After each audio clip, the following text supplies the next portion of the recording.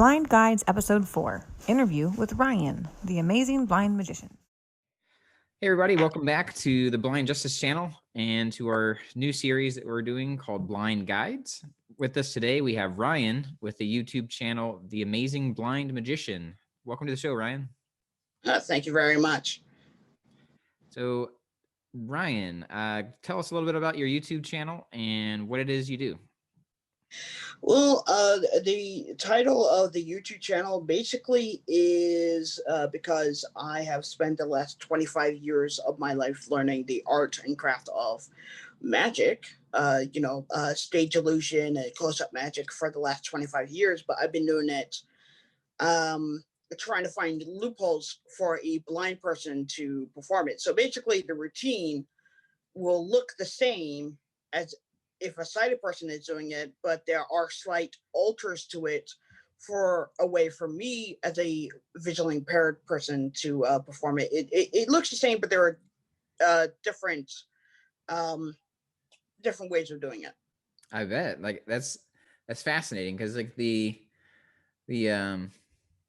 seems like like you said, stage illusion, and I think illusion is the kind of key word there, and it has to do with vision. It has to do with a component of sight.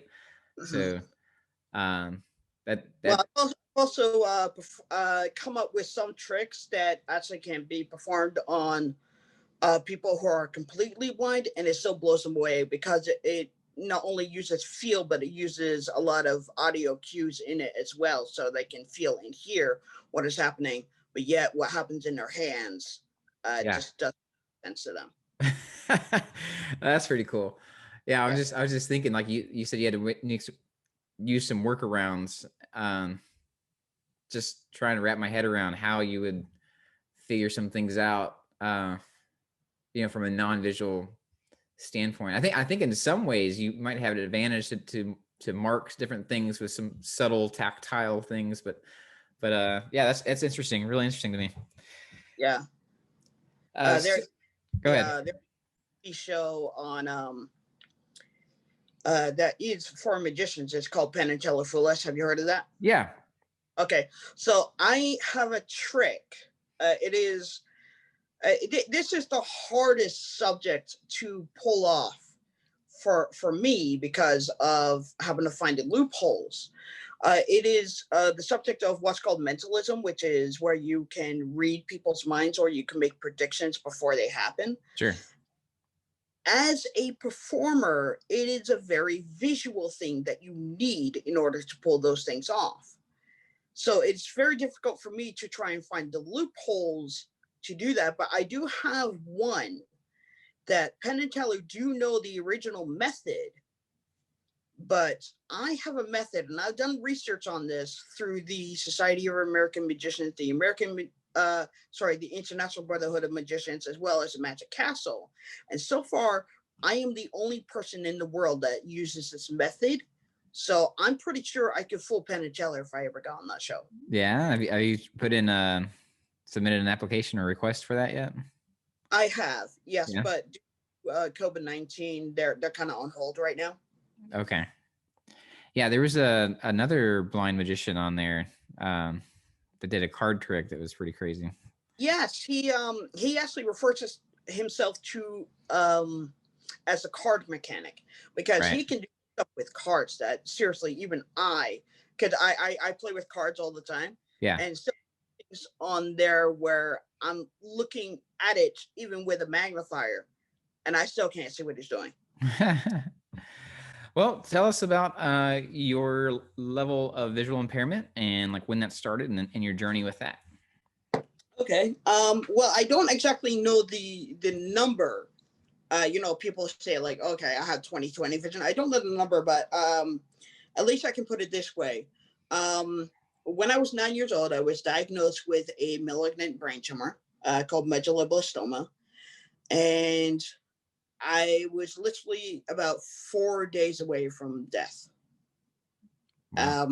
When they submitted me into the hospital, I mean, before all that, we knew there was something wrong. I was having loss of balance, loss of sight, being nauseous all the time. And and so on and so forth, without having to get graphic. And it wasn't until we actually had a family friend, her husband was an ophthalmologist, and he said, well, I don't know if I can do anything, but let him come around to my house, spend the night with my 2 kids, and see what I see. And it wasn't until like 2 o'clock in the morning he woke up and realized it's cancer. So the next day they rushed me to the hospital, had me have an MRI, and sure enough, there is a brain tumor that is positioned right on my brainstem that's about the size of a grapefruit. Wow.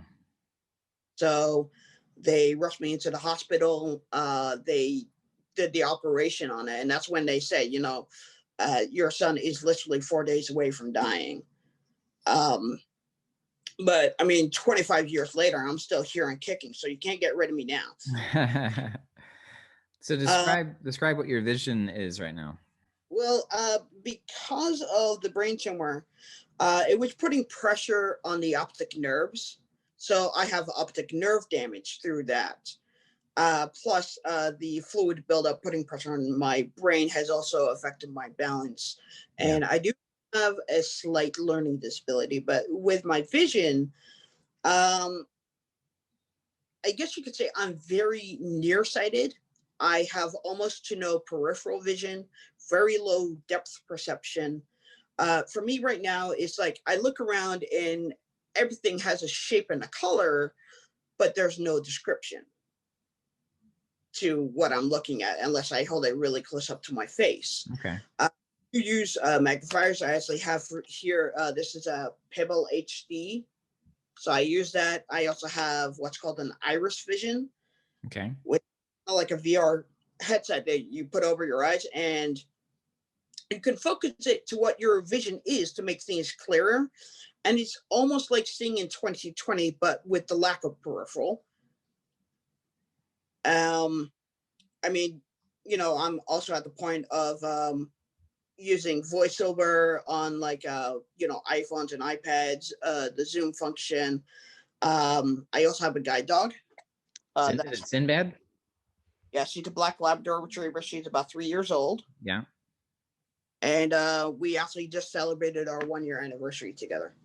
Nice. I was listening to some of your videos before this interview, just to kind of familiarize myself with your channel a little bit. Heard you talking about Sinbad, and I think you're out on a walk and doing stuff. So it's really cool. Yeah. Unfortunately, with Sinbad,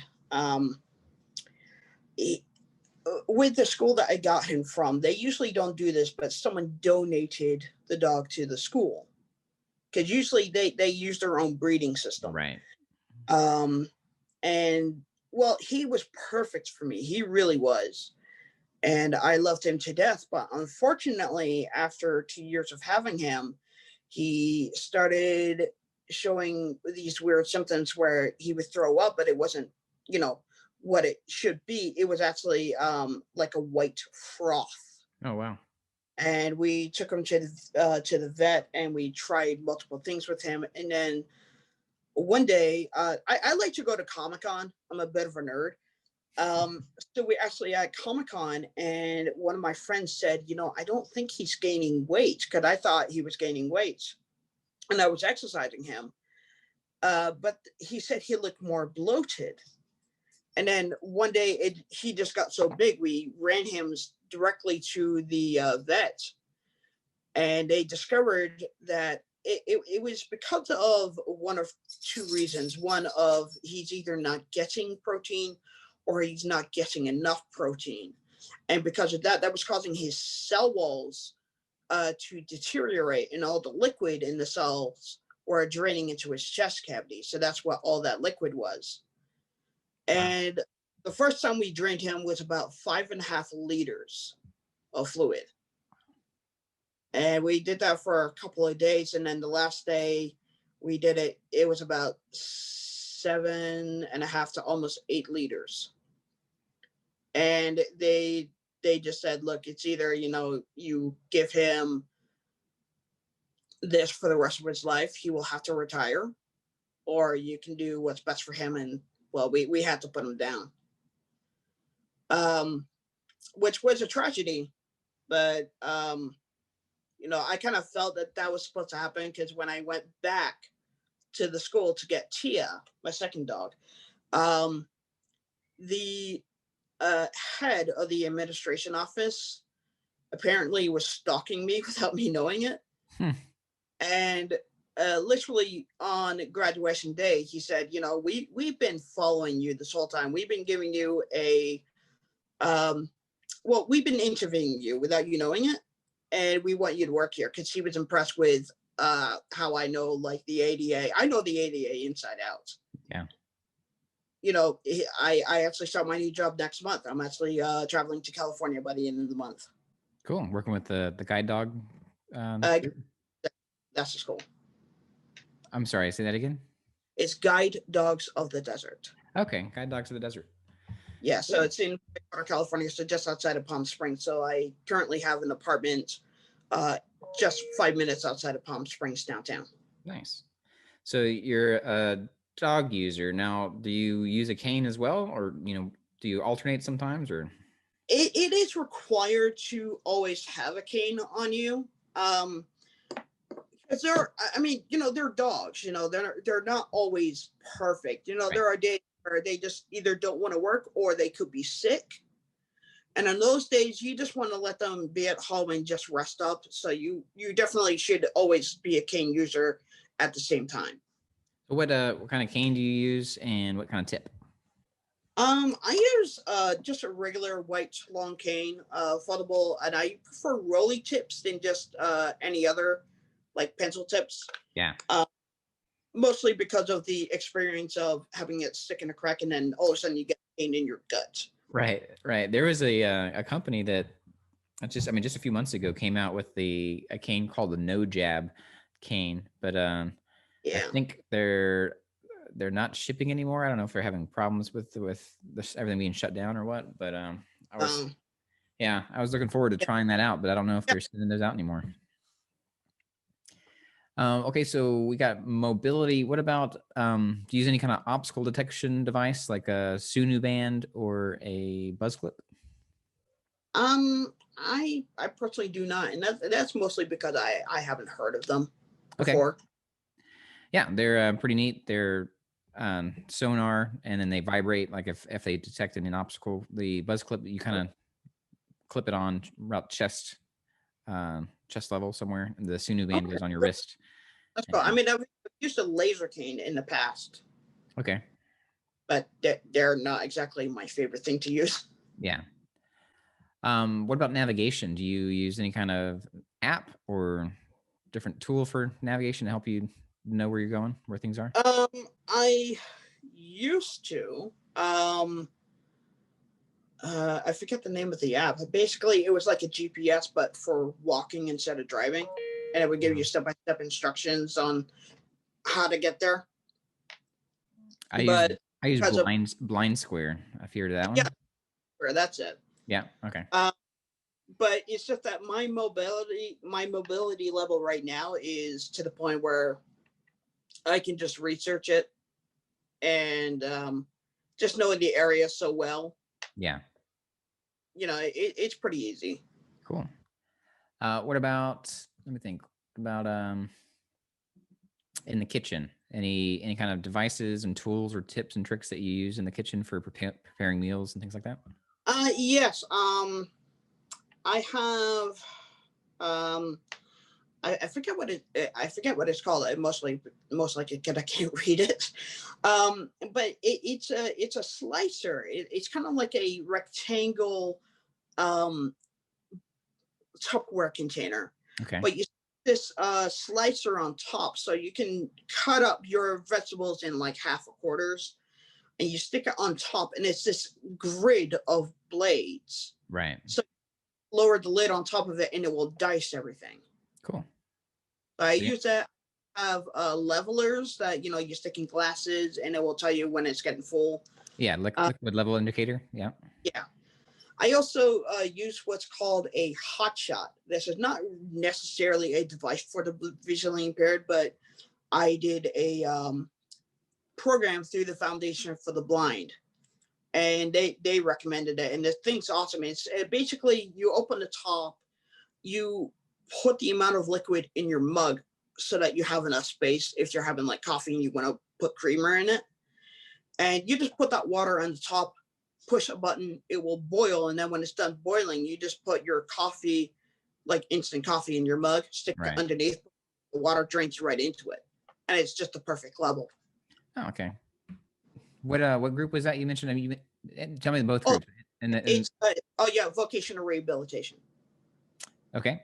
So I guess the question I'm trying to ask, and I'm butchering it, is what kind of training / schools have you gone to help you learn, assistive tech, mobility, tips and tricks for how to adapt and cope and live in, the world today with visual impairment?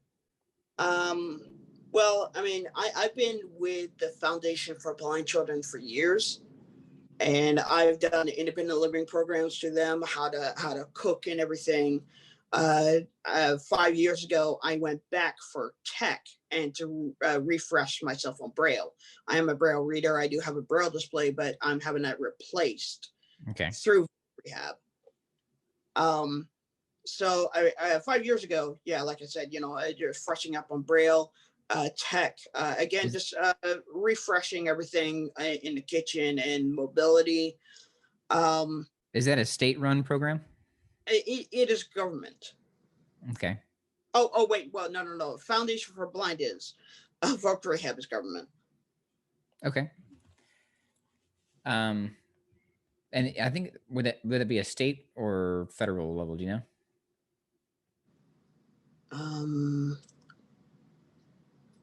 I would think state. Yeah, I think a lot of these are either state or regionally run. Yeah, there's some things that are federal, like the Library for the Blind, the Library of Congress. Yeah. Well, we'll go into that. What kind of reading devices do you use? How do you consume books, or do you? Mostly when it comes to books, I use Audible. Okay. But I, like I said, I have a device called an Iris Vision. So if it's something where I have a document given to me, I will use that to read it. I also have, like I said, the Pebble HD, but I'm getting that upgraded to a new magnifier device that can also scan and read. Nice.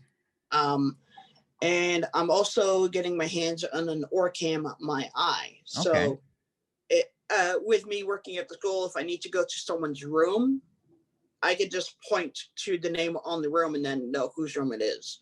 Right. Plus, what's important is that the latest Orcam MyEye can actually do up to 8 facial recognitions.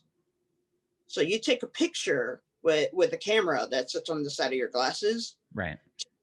And then you just program their name into it with your own voice. Mm-hmm. So every time you look at someone, it will tell you who you're looking at. Yeah, and the Orcam is one of several wearable cameras that are made specifically for the visually impaired community. Have you heard of the Aira? I have heard of the Aira. I haven't had the pleasure of trying it out, but I have heard good things about it. I did try eSight. Okay. Which I'm not saying it's a bad product. It's a wonderful product. It just didn't work with me. Most likely because I literally need the screens right at my eyes. Yeah. Whereas the Iris Vision does that. The lenses literally are right in front of your eyes. Whereas the eSight, they're like a couple of inches away from your eyes, and I was still struggling to try and see what I was looking at. Okay. Let's see where we are. Yeah, what kind of tools, or what do you do for note taking? How do you take notes? Let me grab it here. I actually have a oh boy, I hate it when this happens, when you know what it is, but the name is not there. Yeah. Well, it's just an electronic note taker. You can just record anything that you're doing. So if I'm like in a class or a program or something, I can just record it through. So it's primarily audio recording? Yeah, audio recording. And I also have my Braille display, which I use that for. Do you use any kind of video recorder for note taking, or have you considered using a, some kind of camera for getting video notes in addition to audio notes? Pretty much my iPhone. Yeah. I just take do not disturb, and I have a mini tripod plus a cell phone mount, which I'm actually using right now. Right. So usually I just use that, and I just record the entire session. Yeah. Can you talk to us about the importance of having the video notes in addition to having audio notes? Like, yes. Well, I mean, I'm not saying it would work for people who are fully blind. I would definitely go for the audio. But if you do have some vision to the point that if you have your face close enough to the device for you to see everything, just being able to zoom in, so you're actually zoomed in on the person that's giving the lecture, or the professor at a college. At least you can see the visual cues of what they were talking about, even if they're pointing at a picture. With it zoomed in, you can still see that. And even with the zoom function on your phone, if you have that turned on, you can zoom in even more, so you can get even more better detail. right. So at least you can get more of a distinctive picture in your head of what they are talking about. Now, would you do you think that there'd be benefit to somebody who has less vision than that, where magnification wouldn't help? So in my case, magnification doesn't help me, but I take video and audio notes, and then I play it back for my wife or somebody that I trust who can review it with me and explain the visual components of the conversation or the lecture. Do you see that be a benefit to people with that level of vision? Yeah, I definitely would, especially like you said, you have your wife to help you with that, so that she can watch it and then go over it with you in detail. That definitely is going to be able to help, because description for anyone that's either, whether they're fully blind or just visually impaired, description is everything. Yeah. Do you with like movies, they have audio descriptive devices. right? Even Plus has gone full ADA, where everything on Disney Plus has been audio described. Yeah, I was just about to ask you what if you have that setting turned on, and like what platforms you enjoy watching content with the audio description turned on. Yeah, I would say Netflix, Amazon. I would turn that function on your phone, because not everything on Amazon Prime Video is audio described. But pretty much everything on Disney has already been auto described, so you don't really need that function on your phone turned on for that. Yeah, it's really great. And even with that, like I quote unquote watch movies and TV with my kids and with my wife, and with the audio descriptions, even when and it's not one size fits all, because the describer, the skill level, and how they their tone and their speed and how good they are varies from show to show and describer to describer. And my family will, fill in gaps that they miss, just because there's just not enough time for them to get everything that's happening visually described audibly without overstepping like the other audio that's going on in the show, like whether it be dialogue or something important that's going on with the audio. So that an issue I have found with audio description is that there is still stuff happening while the actors are talking. Yeah. But it has been kind of like a mandatory thing that the audio describer does not talk over the audio. Right. Yeah, but it's a game changer. It's a big difference. Enjoying a show with audio description on versus with it off, and then even with that, like, there's so much more that you're missing. Like we just talked about.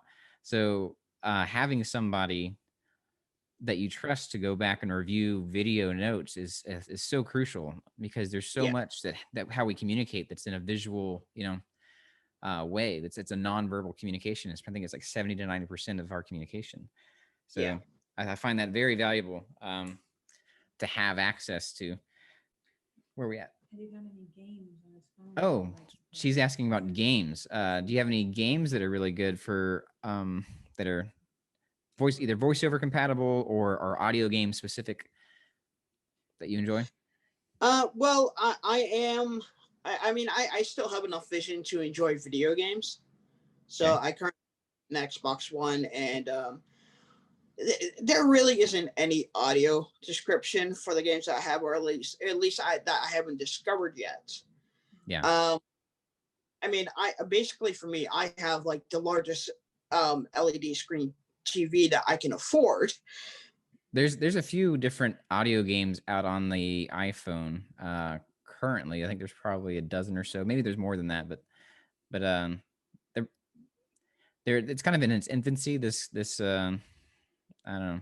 It's a few years into it, so I test them out every once in a while, and sometimes I get frustrated with the Yeah, the interface with it not working the way I want. You know, different yeah, swipes and taps and things not picking up what I want because you're only going off of audio in these games, and it's interesting though because you have to have a good headset. You know, good headset to work it. But yeah.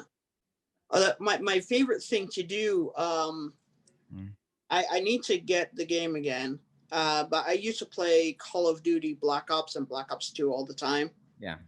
And I would do the online games. And there are some games where me and a friend will be the last players on it, and we're just going out trying to take each other down. And then all of a sudden, I win, and we go back into the lobby, and we're all talking. And I'm like, so how does it feel knowing that you just got your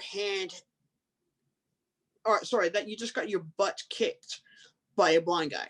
and the room just silent at that point. And I'm like, yeah. Yeah. It's really funny. Like there's this kind of misinformation and people not understanding that blindness and visual impairment is the spectrum keeps coming up with these interviews that we're doing. And Yeah. As we're doing more research into different content creators, I keep finding people, other visual impaired content creators that talk about gaming and things like that. And it's just so funny. Like I can just imagine people's heads exploding as they listen to you talk about playing video games. So we got some more questions there. She's reminding me, have you used BeMyEyes? Are you familiar with that app? I am familiar with it. I have not used it. Okay. So there's that. Do you use Skype or FaceTime or any kind of video chat to help you if you need it, if you get stuck with something or need to find something that you're not able to see? Or Yes. I do use FaceTime all the time. If someone has like a phone that doesn't have FaceTime, at least I'll do it through Facebook Messenger. Yeah. Because they on there. So if I do get like a little bit turned around, I'll just FaceTime and be like, hey, I'm lost. I'm just gonna move my phone around. Can you tell me what street I'm on if you see it? And they'll, okay, so you're like on Bell Road and 90th Street. Cool. So that I'll be able to tell once I get my bearings and I know which direction I'm facing and whether it's east to west or north to south. Yeah. I'll be able to work again. Yep. Yeah, orientation like is a big thing. Like knowing your directions and knowing where you are in relation to everything else is huge. Yeah. Also, one thing I forgot to mention, I'm also partially deaf in my left ear, and working with vocational rehabilitation now because I'm moving to California. I'm getting all the tech that I need for myself as well as for work. And I just had a hearing test, and I actually just found out that I've actually had a little bit more loss in my right ear, which is my good ear. So that's a bad thing. But the good thing is I'm actually being upgraded to 2 hearing aids. All right. So at least I'll be able to balance my hearing out, which is also good for when I'm crossing streets. I'll be able to hear the traffic a lot better. Yep.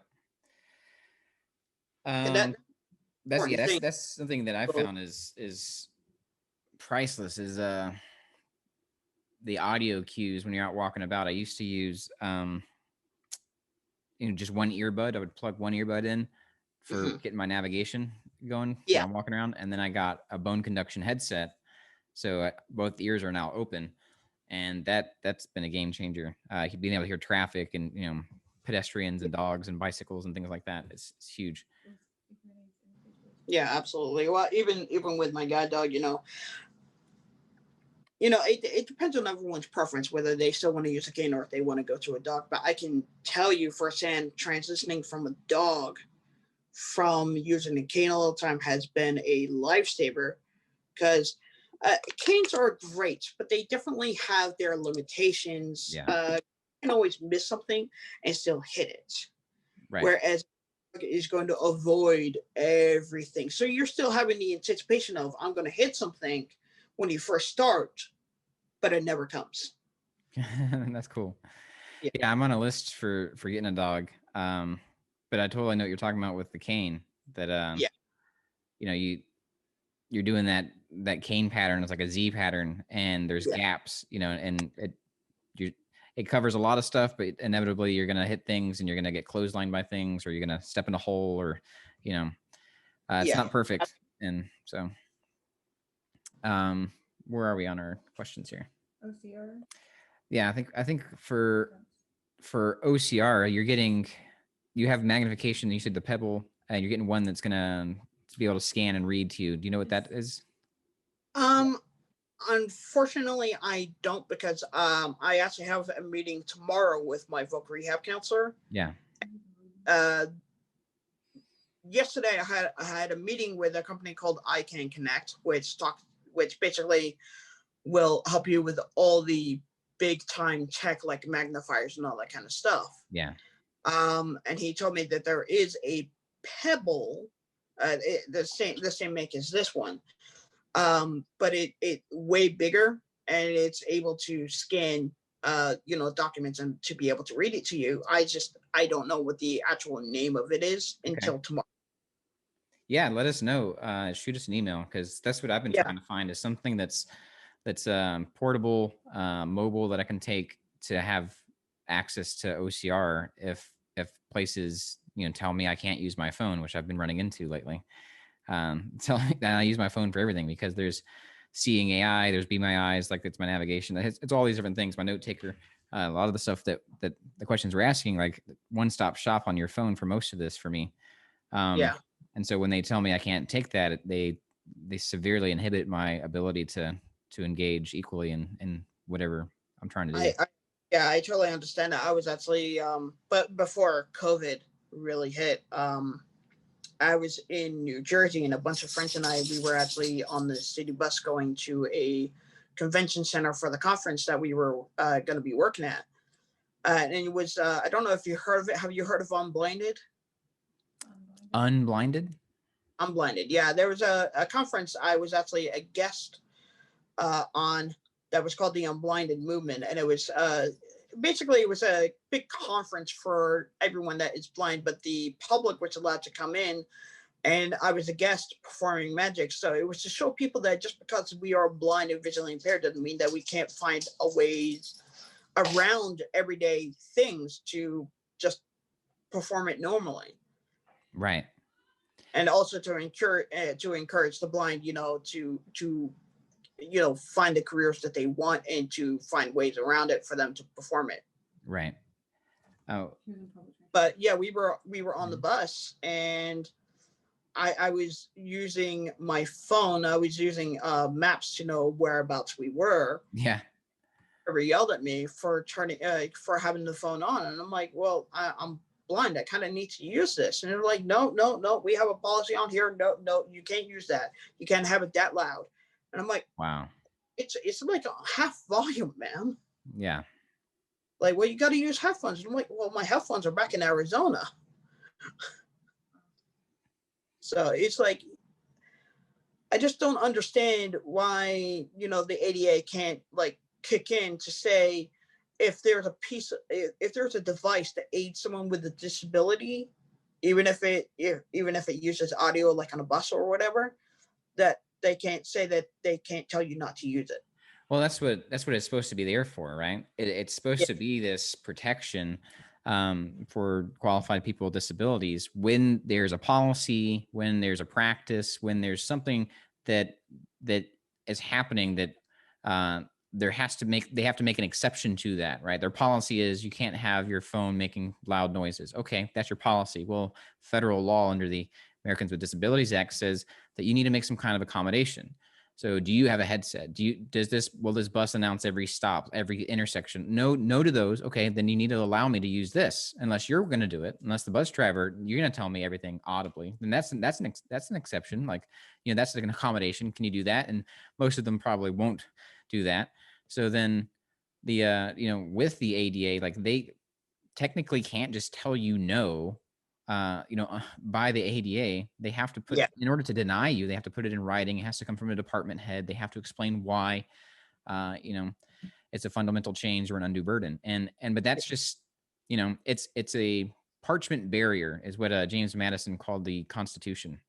One of the drafters of the Constitution. It's the parchment barrier, and basically any law or any protection that is supposed to set out to try to help the people with rights or have equal access. It's the same thing. It's a piece of paper somewhere, right? It's just not going to fly off the shelf and intervene and help us do what we want to do, or have equality. So what other ways have you run into obstacles to equal access, and what kind of steps have you taken to overcome them, or advocate for yourself and others in the blind community? Well, I do have friends that do have guide dogs, or I have a friend that actually has a epilepsy dog because she suffers from seizures. And we definitely come into situations where we will go into the mall and security will pull us to the side and say, you can't have the dogs in here. It's like, well, you do know your mall is pet friendly. It's like, no, we're not. I'm like, you have a pet store right there. Dogs. What does that say to your policy?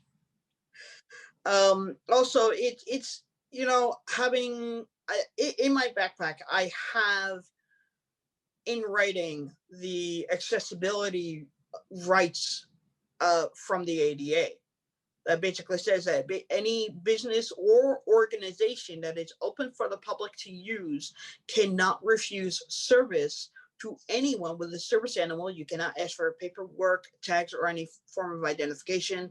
Technically, she does not have paperwork. There's no such thing as paperwork for my guide dog. And it's just like, well, we have a policy. It's like, well, you do know let me put this in a way that you might understand. The ADA would take your policy, write it down on a little piece of paper, tear it up into little pieces and throw it in the fireplace. That's what they do to your policy, because you have to make an accommodation. That's the law. I know that much. I didn't know about the tech part of it, but I do. Every business has to make an accommodation for someone with a disability. Right. Yeah, it's that broad. There are sections that talk about assistive devices and technology, and there's not an approved list like some people think that there's a specific list of technology that's approved and not approved. That's not the case. It's just like you talked about that hot shot that you use in your kitchen, right? Yeah. If you use something that's not necessarily designed by the manufacturer for somebody with a disability to use, as an assistive device, but somebody with a disability has figured out a way to use their product, that's fine. Like, it's perfectly fine, right? Just like your first guide dog, Sinbad, right? Like, wasn't necessarily bred to be a guide dog, but you used him as a guide dog. He got his training and he worked and it did great for you.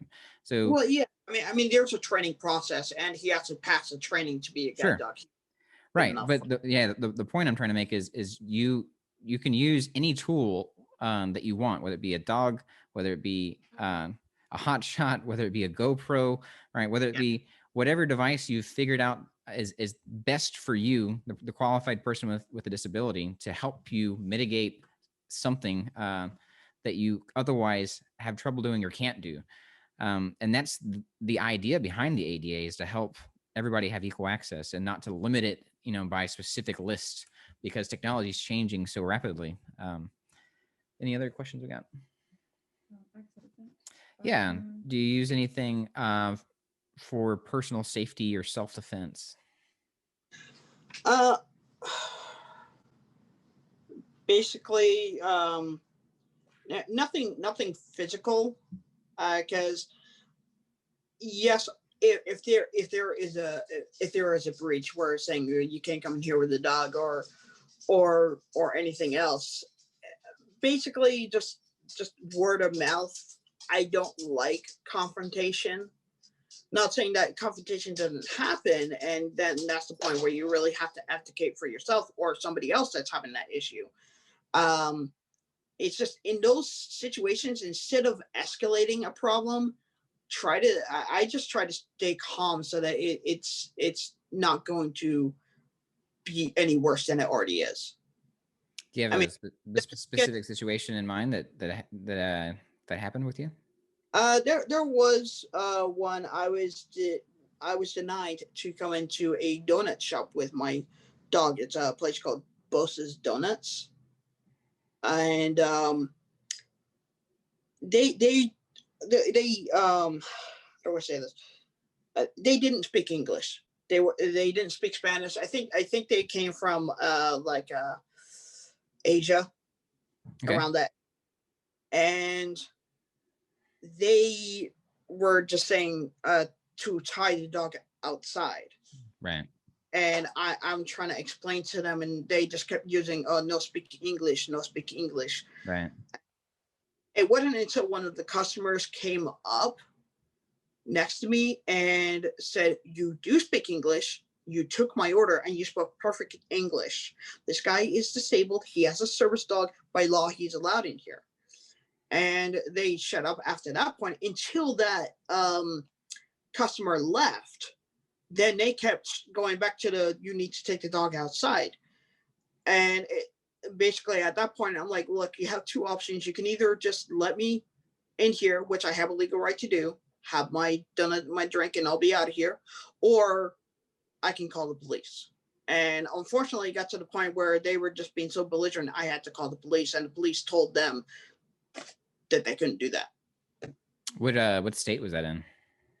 Arizona. Arizona. Yeah. Yeah. Do you know of any of the state law?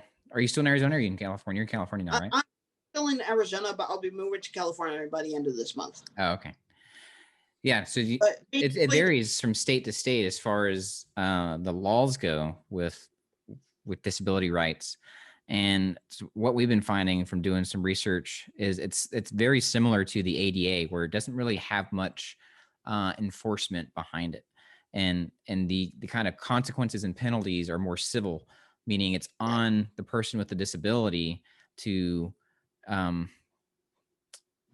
either file a complaint with the DOJ, the federal level, or to file a suit, a civil suit at the state or federal level in order to try to get justice. And so that means there's no justice for months or years to reconcile an issue if there's been an injustice because of a disability, right?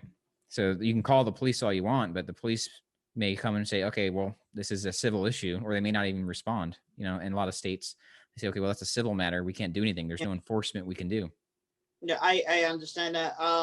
The good thing is with guide dog schools, they actually do give out an ID card that has a picture of you and the dog saying that you have been certified as a working team together. And it actually does have the police penal code on the back that will take them directly to the state and federal law. And that was for what guide dog foundation did you use again? Guide Dogs of the Desert. Guide Dogs of the Desert, and they're based out of California. They're in California. They're in Whitewater, just outside of Palm. Cool. All right. Yeah, there's not in North Carolina here. There's really nothing as far as the state law goes. It's all civil. It's on the person with disability to try to seek justice.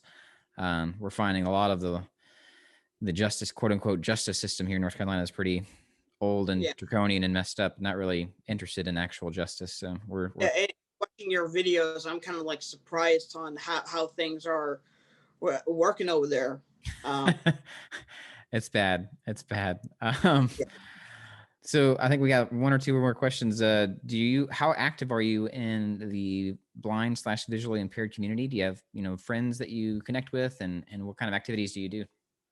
Well, actually, I have a friend. Her name is Rachel. She actually just got married the other night, so I went to her wedding, but they couldn't find a DJ. So I did a bunch of research on how to DJ, and that there are apps that you can use, and they're actually super friendly. So I actually surprised her as a wedding gift to be the DJ for her on her wedding.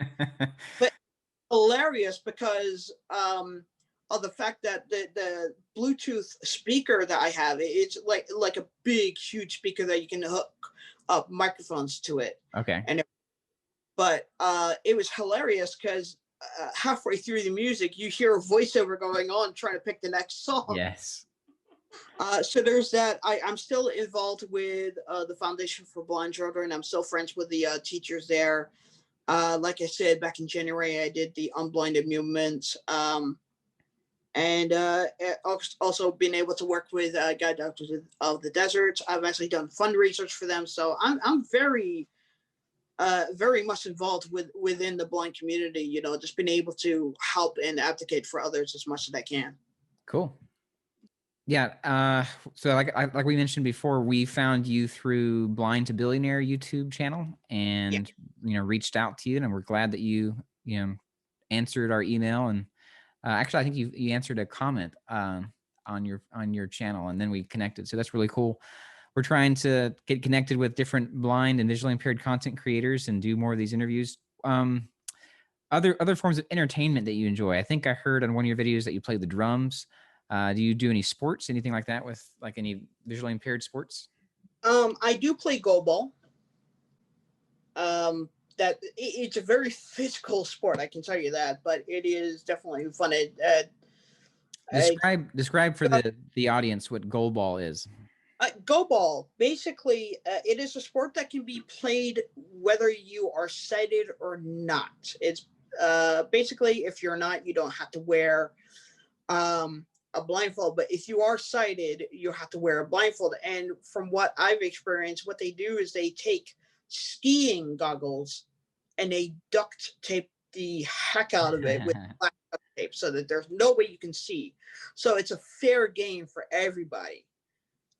And basically on the court, they usually use a basketball court, but on the edges of where you need to stand as well as the court, they actually tape string underneath it so that you can feel where your position is supposed to be. Yeah. The idea is that there are 3 people on each side of the team. I mean, there's multiple people in a team, depending on who wants to go in and who is going out. But during the play, there are 3 people on a team, 1 in the middle and 2 on either side. And there's a ball that has, it's kind of like a basketball, but it's been hardened and hollowed out, that has holes in it, and there are chimes inside of it. So the idea is to roll the ball from one side of the court to the other, and you have to listen where that ball is, and you have to stop the ball from going over you or past you in order for them to score a goal. But the problem with this being, as I said, it's a physical sport, is that sometimes the team can throw that ball really hard, and having a hard ball hitting you in the gut, not the most pleasurable feeling. That's awesome. So it's an active sport. It is fun, but wear knee pads and shoulder pads. Yeah. It's one of those games. Other than that, I like bowling. Yeah. Very much, even though I can't see, but I've actually found out with my iris vision, I can actually see the pins pretty well. Wow. And I know which side of the lane to stand in order to try and hit that down, which actually, with the iris vision, I have actually increased my game pretty well. I bet. Right on. Well, do you have any lasting comments or questions for us? Not really questions, but just for all the blind viewers out there, is just take the time to learn what your rights are, to know that you do have people that are there to, have your back when it is needed. And also just don't let yourself be put in a position where people are saying, well, you can't do this, you can't do that, because that's their opinion. Whereas the real case is you can do things. It's just you need to find the loophole for you to pull it off. And there are multiple loopholes, whether it's using technology or feeling around for something. There's a guy on TikTok, and he's called the Blind Woodsman, and he actually does a lot of woodwork, and he's learned how to do this just by feel. Yeah. And he's absolutely amazing. I mean, even me, I'm a magician, and I do something that most blind people don't do. I mean, there's me, and we also talked about the card mechanic, the other blind guy that does card magic and everything. You know, just the fact that we do that means that, you know, it's not easy, but it's doable. Right. You need to push yourself to try and achieve it. That's great. Great advice. Yeah. You know, you run into some obstacles, you got to figure out a way to overcome. Sometimes you have to go around it. Sometimes maybe some sleight of hand. Push it. And I love it. You got anything? Like to Emily, they said, you don't look blind. Yeah. You have a little quick. Did you hear that?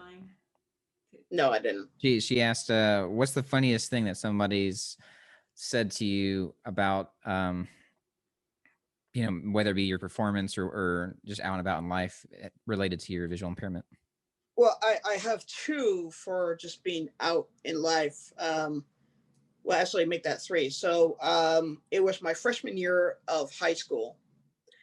And by this point, I was sick and tired of people just bullying me and, you know, making blind jokes and everything. And the first day I had a senior come up to me. It was like, oh, cool. So you're new to the school? Yeah. And you're blind? Yeah. How many fingers am I holding up? And this is one of the questions I absolutely cannot stand. So I just looked, I'm like, you don't know? Man, this school sucks. Yeah. Away. And that literally caught him by surprise, because he's just like, oh, this is a guy that doesn't take any crap. So he actually eventually became one of my best friends in high school. That's funny. Apart from that, I've also been said, you know, walking in the streets, walking to like the bus stop, trying to go home. Right. I've had someone watch me and be like, you know, you don't act and look like a blind person. And I'm like, oh, I don't? Did I leave my hobo clothes at home again? Yeah. And this one was just an incident, but I've had, fortunately, I had two of my friends that were actually in the lane over at an intersection that saw the whole thing. But there was a lady who stopped her car right in the middle of the pedestrian walkways. And my dog has been trained to not go in front of the car, because that's incoming traffic. And even going behind, you don't know when the light's going to change, and you might, or there's not enough space. So she stopped there, and I knocked on her window because my dog stopped me for the car. Yeah. And like, can I help you? And I'm like, can you back up, because you're blocking the pedestrian walkway. I need to get by. And she said, no, there's no way for me to go. And I'm like, seriously? I mean, can you put your reverse lights on to see if they back up? She's like, no, I can't do that. And it's either I stay in a pedestrian walkway and have a huge chance of being hit by a car, or I do something about it. So I opened her back door, got in, pulled the dog in behind me, closed the door, and then opened the other door and got out. And gosh. And the lady, according to my friends, had a look on her face like, what just happened? And they're like, are you okay? I'm like, yeah, I'm fine. I'm so glad I did that. Oh, that's so dangerous, though. You never know. Like that's so dangerous, going in someone's car. You could get shot or something. Oh man. That is true, but it's at a point in my life where I am just so sick of just being treated like a second-class citizen. Yeah. That's one of the main reasons I wear a body camera anytime I'm out in public. Like it's great for note taking. You know, if I'm trying a new route out, you know, I run into obstacles and like, man, that route really sucked, and I play it back for my wife, and she's like, yeah, across the street it was clear. You know, there's a sidewalk over there. I'm like, okay, that's good to know. You know, or if you know there's a tense situation, or if you know somebody's blocking something, or if I run into a sign or different obstacles that I want to let the owner know, you know, there's that documentation like, hey, this is actually a problem, please fix it. And that's also something that I would like to point out is a lot of places, they don't know the law in general. The law states that you can film in public, that is totally legal, even if people are like, oh, it's illegal to film me. And it's like, well, we're in public, so I can. But the thing is, the ADA says that if you are being treated wrongfully, like if it's a service dog denial or if it's just because of your disability, you can film for documentation purposes, even if it's in a store that is not considered public access, or sorry, not public property. You can film your situation for documentation purposes if you're going to file a complaint with the police or the ADA. Interesting. I wasn't familiar with that section. Could you try to find that and send it to me? I will. Yes, I do believe it's on the ADA website, but I'll find that and I'll link that to you. Yeah, that'd be great. Because for documentation, because it's your word against theirs, but Right. they see, even if people are happening, they might change it. Yeah. You got the word of a blind witness versus other people that can see.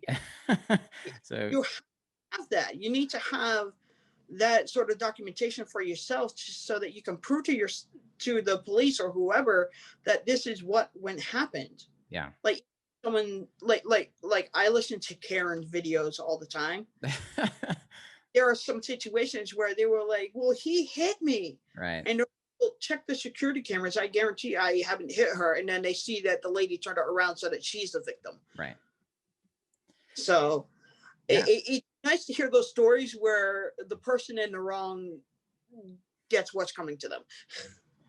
Yeah, there's plenty of cameras going on everywhere you go anyway. Might as well have one on your body that you can use, to back up what happens with you. And I think people are just in denial about how the public treats people with disabilities, especially people with visual impairments and blindness. Like it's very common to be mistreated and neglected and treated as less than. And thanks for sharing some of your stories and your ways that you overcome and surmount the obstacles. And exactly. Thanks for coming on the channel. No, thank you for having me. Yeah. So we have Ryan with The Amazing Blind Magician. Is there any other plugs out there? Are you on any other platforms? Well, actually, I just started a new YouTube channel, and it's called Guide Dogs 101. Okay. There aren't videos on there. I'm planning to have my first video when I'm moving from Arizona to California, and I want to have that travel video as my first video. So at the end of the month, that is when that video is going to be on there. But if you guys want to go in there and subscribe so that you're prepared for when that video comes on, at least you'll get the notification. All right. From that, the Amazing Blind Magician channel is going to stay up. I'm going to definitely have the videos that I do in there, whether it's magic shows or just vlogging on there. So if you guys want to, please consider subscribing to that. And, I really hope you guys enjoy the content. All right, Ryan, you take it easy. Say hi to Tia. Take care. And again, thanks for coming on the show. No, thank you very much. All right, man.